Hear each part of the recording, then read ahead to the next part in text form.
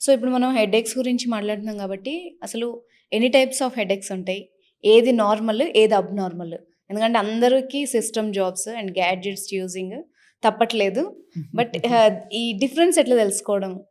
Yeah! So, మళ్ళీ headache అనంగానే అదొక ట్యూమర్ వల్లనైతే ఎవ్వరు అనుకోవద్దు. హ్మ్. ఎందుకంటే మన డైలీ లైఫ్‌లో we go through a lot. అందరూ ప్రతి ఒక్కరు కష్టపడతా ఉంటారు. స్ట్రెస్ హ్మ్. తీసుకుంటా హ్మ్. ఉంటారు కదా! ఆ స్ట్రెస్ వల్ల మనకి హ్మ్. హెడేక్స్ ఇవన్నీ కూడా కామన్‌గా ఉంటాయి. సో, మైగ్రేన్ అనేది one of the very common headache. Okay. Okay. Vascular headache అంటాం దాన్ని. హ్మ్. యూజువల్‌గా ఫీమేల్స్‌లో ఎక్కువ చూస్తా ఉంటాము. హ్మ్.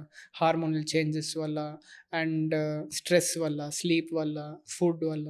సో, ఇవన్నీ ట్రిగ్గర్స్ అనమాట. సో, వన్ సైడెడ్ హెడేక్ అని ఓకే. చాలా వింటాం కదా! హ్మ్. సో, అది మైగ్రేన్. ఇంకోటి టెన్షన్ హెడేక్. హ్మ్.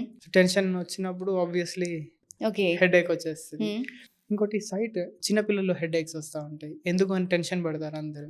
హా! సో, గ్రోయింగ్ ఏజ్‌లో ఏమవుతది అంటే, మన కంటి నరాలు గూడా స్ట్రెచ్ అవుతాయన్నమాట. సో, ఆ షేప్‌కి దానికి ఒక్కొక్కసారి హెడేక్ రూపంలో వస్తది. ఎందుకంటే ఎస్పెషల్లీ పిల్లల్లోనా ఇది? పిల్లలు ఓకే. మనకి స్కూల్‌లో వాళ్ళకి బ్లాక్ బోర్డ్ ఉంటుంది. హ్మ్.